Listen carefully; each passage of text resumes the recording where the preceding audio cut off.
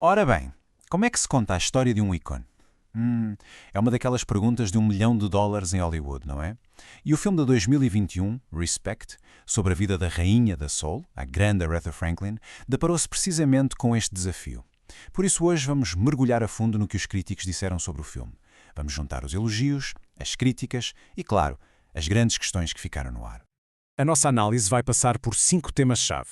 Primeiro, a dificuldade que é retratar uma lenda. Depois, a crítica à estrutura do filme. A seguir, a atuação de Jennifer Hudson, que foi universalmente aclamada. O poder das cenas musicais e, por fim, as opiniões divididas sobre os temas do trauma e da fé.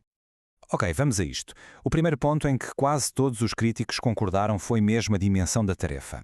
Quer dizer, contar a vida de Aretha Franklin, uma figura tão gigante na música e na história, não é mesmo pouca coisa. Esta citação da Rolling Stone apanha perfeitamente a ideia. Havia uma pressão e uma expectativa enormes à volta deste filme, e tudo por causa da importância de Aretha Franklin. Era uma responsabilidade gigante. O filme cobre décadas essenciais, a sua ascensão, tudo. E foi aqui que os críticos encontraram o ponto central da questão. Como é que um tema tão fora do comum acabou por ter uma abordagem narrativa que muitos acharam, bem, demasiado convencional?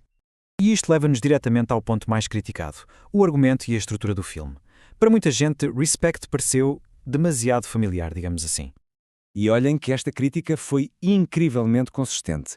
Da KUNR Public Radio à Rolling Stone, o sentimento era o mesmo. A história de uma vida tão única foi metida numa caixinha, num molde que já vimos vezes sem conta. A crítica Robin Holabird até chegou a detalhar esta fórmula em 7 passos. Pensem nisto: trauma de infância, parceiro tóxico, abuso de substâncias e uma atuação final triunfante. Soa familiar? Pois, para muitos críticos, o filme seguiu este guião quase à risca, o que, claro, lhe tirou o elemento surpresa. E as críticas não se ficaram por aqui. Houve quem apontasse saltos na cronologia que pareciam forçados e, mais importante, uma certa tendência para explorar os traumas de Franklin, o abuso, a violência, o alcoolismo, de uma forma muito superficial. Agruparam tudo sob a palavra demónios, o que manteve o público um pouco à distância da sua dor mais real e profunda. Mas, se o argumento foi o calcanhar daqueles, o filme tinha um as na manga. Uma força tão grande que mudou a perspectiva de quase todos os críticos. Vamos ver o que foi.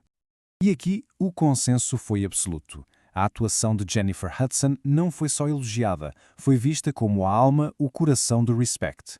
A própria Aretha Franklin tinha escolhido a Jennifer para o papel antes de falecer e os críticos sentiram que essa escolha foi mais do que acertada. Esta citação do Odie Henderson é simplesmente brilhante, porque resume tudo. A ideia não é que a Hudson apenas interpreta a personagem. Ela carrega o filme às costas. Ela é o filme. O entusiasmo era mesmo contagiante. Críticos, como a Kim Brightness, não só chamaram a atuação uma personificação completa, como chegaram a prever que seria digna de mais prémios importantes. A força da Jennifer Hudson neste papel era, uau, inegável. Para além da performance de Jennifer Hudson, houve outra área em que o filme realmente brilhou e, sem surpresa nenhuma, foi quando a música tomou conta do ecrã. Quase todos notaram um padrão muito claro. O filme tornava-se elétrico sempre que parava de nos contar a história e passava a mostrar-nos a magia a acontecer. Foram esses os momentos que ficaram na memória de todos. A cena da gravação de I Never Loved a Man the Way I Love You é o exemplo perfeito disto. A Rolling Stone descreve-a como uma jam session, onde vemos o gênio a nascer, ali, em tempo real. Não é só sobre cantar a canção, é sobre inventá-la, encontrá-la. É um momento brilhante.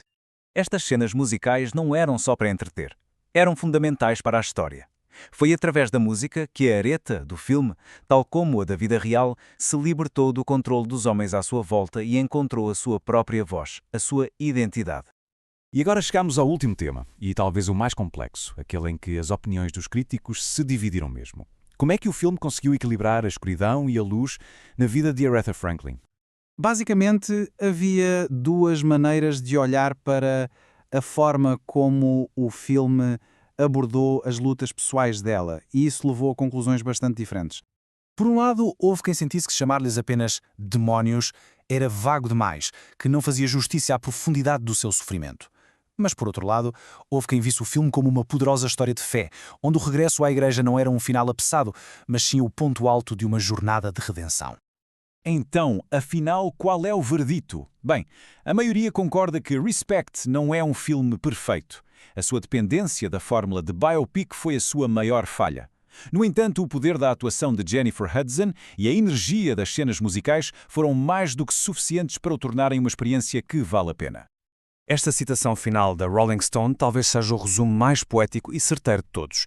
O filme é bom, mas a música de Aretha Franklin, essa é de outro mundo. E a maior vitória do filme é saber quando se deve calar e deixar essa música e a voz de Jennifer Hudson tomar conta de tudo. E isto deixa-nos com uma última questão para pensar. No caso do Respect, parece que a resposta é que sim, quase, mas a pergunta fica no ar e realça aquele eterno debate entre a importância da estrutura de uma história e o poder de uma única atuação absolutamente inesquecível.